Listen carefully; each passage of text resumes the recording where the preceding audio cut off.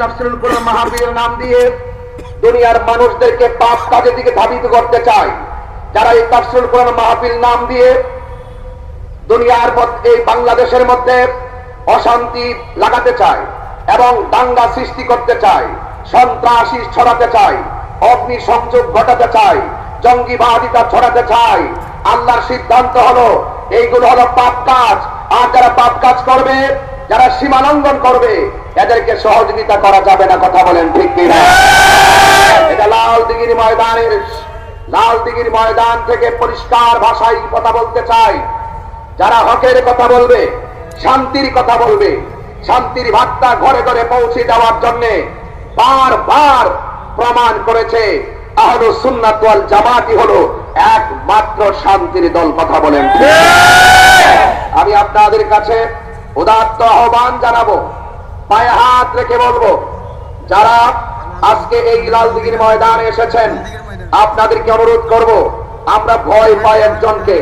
জবান খুলে বলেন তিনি কে? আল্লাহ। হাত তুলে বলেন তিনি কে? আল্লাহ।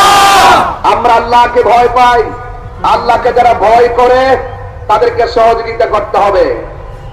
যাদের অন্তরে তাকওয়া আছে, যারা নবীকে জানের চাইতে বেশি ভালোবাসে, তাদেরকে সহযোগিতা করতে হবে। কথা বলেন ঠিক কিনা?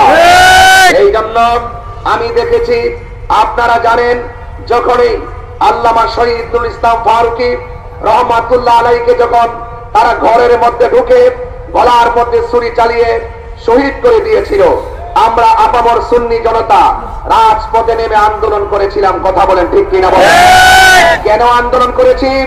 আল্লামা শহীদুল ইসলাম ফারুকী রহমাতুল্লাহ আলাইহি ছিলেন নবীর প্রেমিক। কথা বলেন ঠিক কিনা? ভাইয়ের আমার, আজকের এই লালদিঘির ময়দানে যতটুকু সুযোগ পাই, যতটুকু সুযোগ দেওয়া হয়েছে, ততটুকু সুযোগের ভিতরে এতটুকু আবারও বলবো, আমরা আর বিচ্ছিন্ন থাকতে চাই না, আমরা আর অনৈক্য থাকতে চাই না। আমরা সকলে ঐক্যবদ্ধ, আমরা ঐক্যবদ্ধ ভাবে আজকে লালদিঘির ময়দান থেকে ওই বাতিল অপশক্তিকে, যারা ধর্ম নিয়ে বিভিন্ন ধরনের কলুষতা সৃষ্টি করতে চায় এবং যারা ধর্ম নিয়ে বিভিন্ন ধরনের অপব্যাখ্যা করে, যারা এই দেশকে অস্থিতিশীল করতে চায়, দেশের শান্তির জন্য এবং ইসলামের সঠিক ভাবধারা প্রমাণিত করার, সঠিক ভাবধারা প্রতিষ্ঠা করার জন্য আমাদের সকলকে ঐক্যবদ্ধভাবে রাজপথে কাজ করে যেতে হবে। যুবক ভাইদেরকে বলবো, তারুণ্যই শক্তি, আপনারা সবাই ঐক্যবদ্ধ থাকুন। এবং আপনারা আজকে যারা এসেছেন, আপনাদেরকে বিনীতভাবে অনুরোধ করে বলবো, আল্লাহ পাক কোরআনে বলেছেন, ওয়ালা তাহিনু ওয়ালা